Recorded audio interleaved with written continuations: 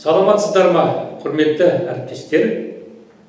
Менің аты-жөнім Баймырза Қожамберлиев, Өрлеу біліктілікті ұлттық орталығы Қызылорда облысы филиалының кафедра меңгерушісі, философия ғылымдарының докторы, профессор. Қазақстан Республикасының президенті елбасымыз Нұрсұлтан Әбішұлы Назарбаевтың Қазақстан халқына арнаған жолдауларының өзіндік ерекшеліктері бар. Қазақстан жолы 2050 бір мақсат, бір мүдде, бір болашақ жолдауының ерекшелігі Қазақстан қоғамының алдына қойған мақсат міндеттері, мәңгілік ел идеясына апаратын жолдар айқындалып көрсетіліп берілді. Елбасымыз бұл жолдауын 17 қаңтар 2014 жылға арнады. Бұл жолдаудың ерекшелігі неде?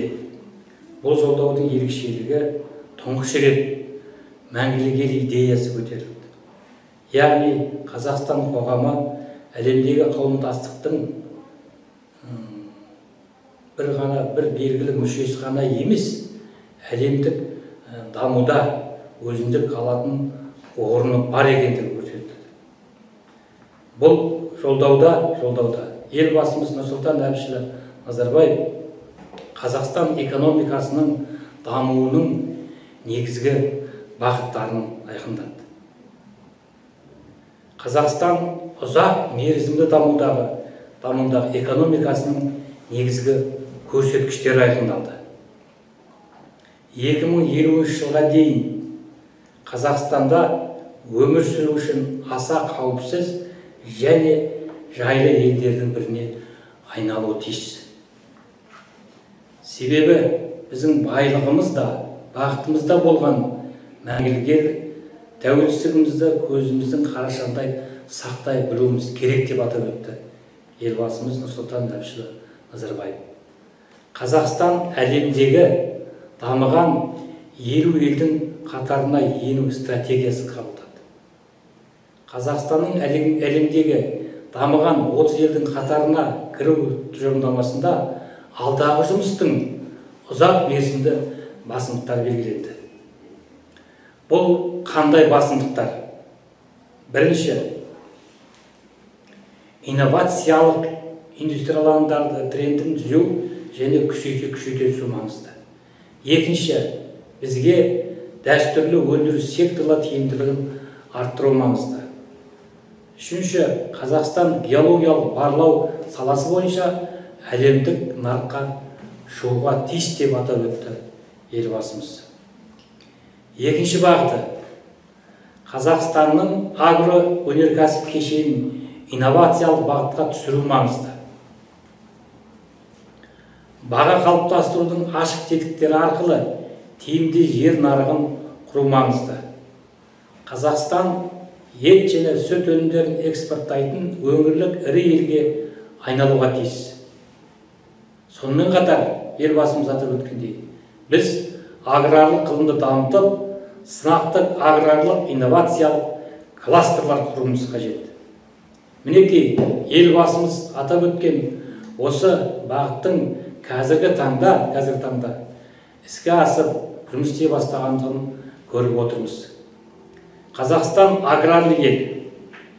Аграрлы ел болғандықтан біздің елімізде осы агротехниканың соңғы технологияларын пайдаланып, яғни біздегі өнімдерді, бидай өнімін өндіру, мал шаруашылығын дамыту және ауыл шаруашылығының басқа да салаларын дамыту мәселелері көтеріліп отыр. Үшінші бағыт, бұл ғылыми қамтымды экономика құру. Бұл ең алдымен Қазақстан ғылымның әлеуетін арттыру болып табылады. Өмірдің өзі көрсетіп отырғандай, қазіргі таңдағы дамыған елдердің негізгісі осы ғылым мен технологияның арқасында дамып отыр. Мысалы айтатын болатын болсақ, ешқандай шикізатқа бай емес Сингапур, Южная Корея және де басқа елдер ғылым мен технологияны дамытуының арқасында әлемдегі даму алпауыт елдердің біріне айналды.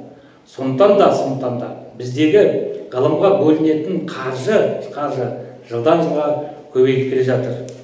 2050 жылға дейін ішкі жалпы өнімнің 5%-ы ғылым мен білімді дамытуға жұмсалу керек деп атап өтті елбасымыз. Бірақ енді қазіргі таңдағы қаржылық дағдарысқа байланысты біздің еліміздегі ғылым мен білімге арналған қаржымыз 0,05 пен 1%-ның ортасында болып отыр. Ал болашақта ғылым мен білімге бөлінетін қаржы ішкі жалпы өнімнің 5%-на өседі деп жоспарлануда. Сонымен қатар бұл бағыт бойынша венчурлық қаржыландыру, зияткерлік меншікті қорғау, зерттеулер мен инновацияларды қолдау, сондай-ақ ғылыми әзірлемелерді коммерцияландыру жөніндегі заңнамада жетілдірілгені жөн деп атап өтілді.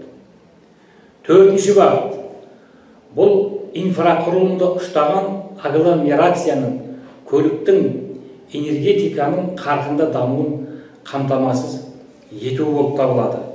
Агломерация деген осы ұғымды біз соңғы кездері естіп жүрміз. Агломерация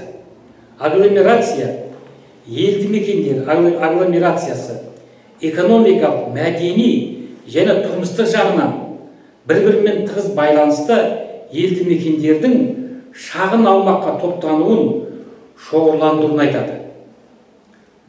Яғни агломерация көбінесе жеке немесе ірі қаланың төңірегінде қалыптасады. Кейде бірнеше агломерацияның түрлері де болады. Агломерация өнеркәсіп өндірісі мен еңбек ресурсын аумақтық шоғырлануын сипаттайды. Яғни бұнда өнеркәсіп, инфрақұрылым, ғылым және білім беру ісінің салалары қатар дамиды.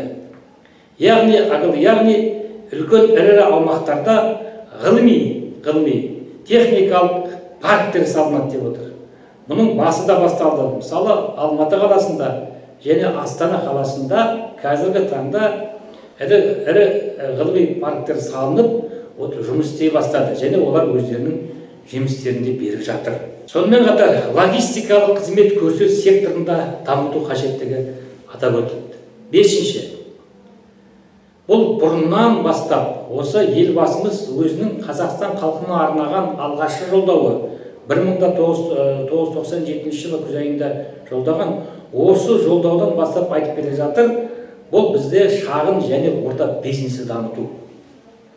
Шағын және орта бизнес 21 ғасырдағы Қазақстанда индустриялық және әлеуметтік жаңғыртудың басты құралы болып табылады. Өмірдің тәжірибесі көрсетіп отырғандай, әлемдегі алпауыт елдердің басым көпшілігінде, дамыған елдерде шағын және орта бизнес дамыған. Шағын және орта бизнестің дамуының арқасында біріншіден жұмыссыздық азаяды, екіншіден қоғамдағы негізгі тап орта тап қалыптасады. Мысалы айтатын болатын болсақ, Таиланд елінде, мысалы Японияда орта таптың алатын аумағы көрсеткіші 90%-дан жоғары. Таиланд елінде 75% үстінде. Ал енді біз қазіргі таңда Қазақстанда бұндай көрсеткіш бар деп айта алмаймыз. Бірақ шағын және орта бизнес дамытудың арқасында біз ең төменгі тап пен жоғарғы тап ортасын жақындастыратын, осы орта тапты қалыптастыратын үлкен жұмыс. Биылдың өзінде де мысалы шағын және орта бизнесті дамытуға қомақты қаржылар бөлініп отыр. Яғни жолдауда атап өтілгендей, экономикамызда шағын және орта бизнестің үлесі артқан сайын Қазақстанның дамуда орнықты бола түседі. Шағын және орта бизнес біздегі жалпыға ортақ еңбек қоғамның берік экономикалық негізі болып табылады. Елбасымыздың үлкен стратегиялық мақаласында еңбек қоғамына 20 қадам деп аталатын. Осы мақаласында елбасымыз атап өткендей, біз біріншіден халықты еңбекке бет бұруымыз керек. Яғни осы еңбектің арқасында ғана біз қоғамымызды өркендете аламыз және дами аламыз деп атап өткен еді. Бұның да үлкен бір негізі осы шағын және орта бизнесті дамыту. Шағын және орта бизнес дамыту арқылы біз жұмыссыздықтың деңгейін төмен түсіре аламыз. шағын және орта бизнес дамыту арқылы біз қоғамда оңтайлы ахуал тұрғыза аламыз. Келесі бағытында елбасымыз біздің болашақта барар жолымыз Қазақстандардың әлеуетін ашатын жаңа мүмкіндіктерді жасауға байланысты деп атап өтті. 21 ғасырдағы дамыған ел дегеніміз бұл белсенді, білімді және денсаулығы мықты азаматтар. Оған жету үшін біз не істеуіміз керек? Біріншіден, ұлттық білім берудің барлық буынның сапасын жақсартуымыз қажет. Яғни біздің білім саласындағы жасалып жатқан реформаларымыздың сапалық жағына көңіл аударуымыз керек. Яғни біз білім берудің халықаралық стандарттарына бейімделе отырып, өзімізде қалыптасқан ұлттық білім беру жүйесін дамытуымыз керек. Екіншіден, денсаулық сақтау саласындағы басты басымдық алғашқы медициналық санитарлық көмекті дамыту болып табылады. Яғни қазақстандықтардың денсаулығын арттыру үшін, яғни біздегі қазақстандықтардың өмір сүру сапасының ұзақтығына көңіл аударуымыз керек. Мысалы, Жапон елінде, әлемдегі дамыған елдердің 10 елдің қатарына енетін Жапон елінде адам өмірінің ұзақтылығы 85 пен 80 жастың арқасында. Біз Қазақстанда әлі осындай жағдай болды деп айта алмаймыз. Бізде 72 мен 70 жастың арқасында. Мінекей болашақта Қазақстанда осы қабылданып жатқан денсаулық сақтау саласындағы реформалардың жұмысы өзінің тиімділігін көрсететін жағдайда бізде де өмір сүру сапасы жоғарылау керек деп атап көрсетті елбасымыз. Үшіншіден, жалпы қазақстандық мәдениетті дамытудың жаңаша серпін берген жөн дейді. Жалпы қазақстандық мәдениет, яғни біздегі қоғамымыздағы мәдени ахуал. Біріншіден, ұлттық мәдениетімізді дамыту, ұлттық салт дәстүр, әдет ғұрпымызды, дінімізді дамыту. Және соны қазіргі қоғамдық даму жолындағы заманауи ықпал түрінде, яғни заманауи мағынада дамыту. Себебі Қазақстан зайырлы қоғам екендігін ұмытпағанымыз жөн.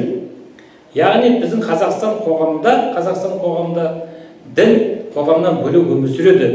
Бірақ біз бір нәрсені ұмытпауымыз керек. Діннің де, қазіргі кездегі қоғамның да негізгі жасар объектісі бұл адам.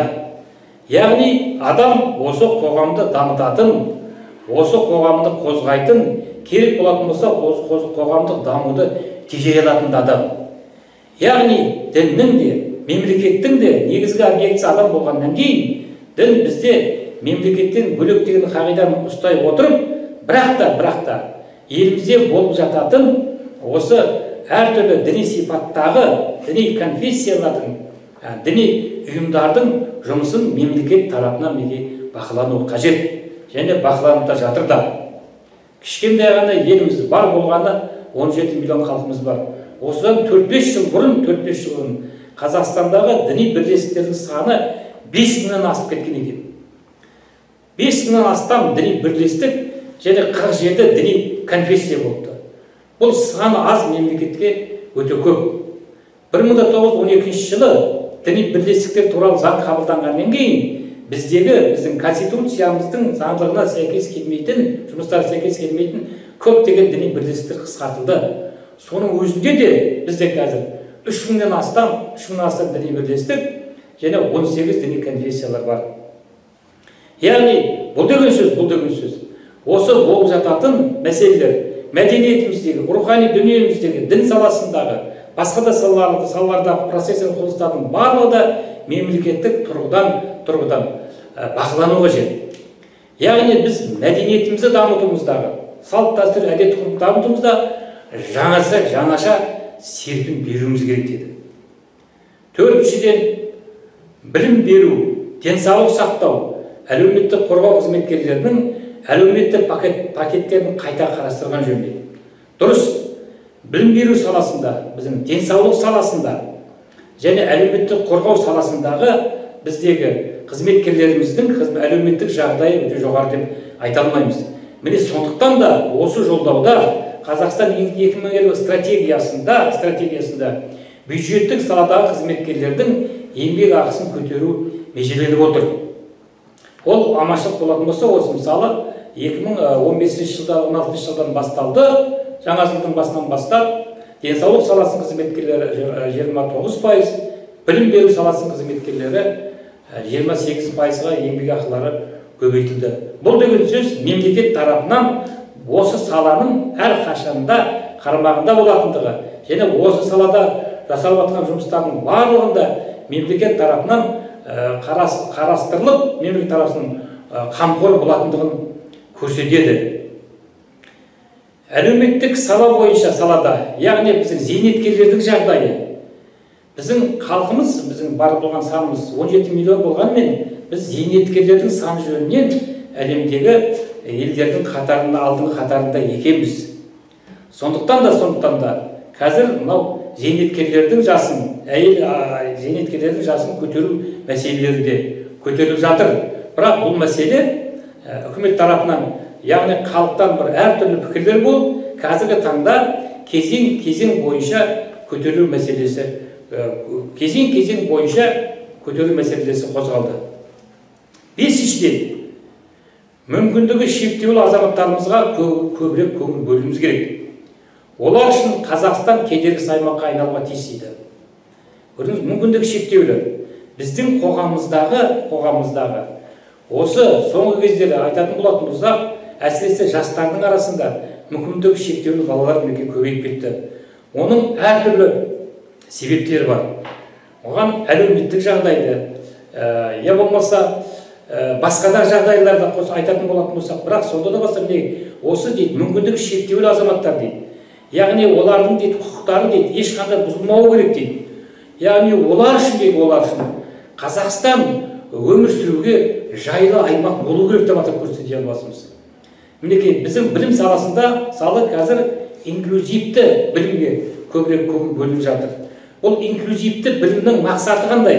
Яғни мүмкіндігі шектеулі балаларды денсаулығы жақсы балалардың қатарына қосу, солармен бірге оқыту, яғни оларды шектемеу, оларға мүмкіндік жасау, яғни олар Қазақстанның толық азаматтары ретінде, яғни олар сезіну, яғни олар білім алуға, еңбек етуге, осы Қазақстандағы болып жататын жеңілдіктердің барлығында толық пайдалануға мүмкіндік жасау мәселелері көтеріліп жатыр.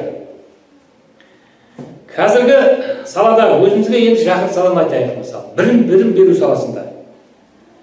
Білім беру саласында осы стратегияда көрсетілгендей 2020 жылға дейін Қазақстандағы 3 пен 6 жас аралығындағы балаларды мектепке дейінгі біліммен 100% қамту жоспарлануда.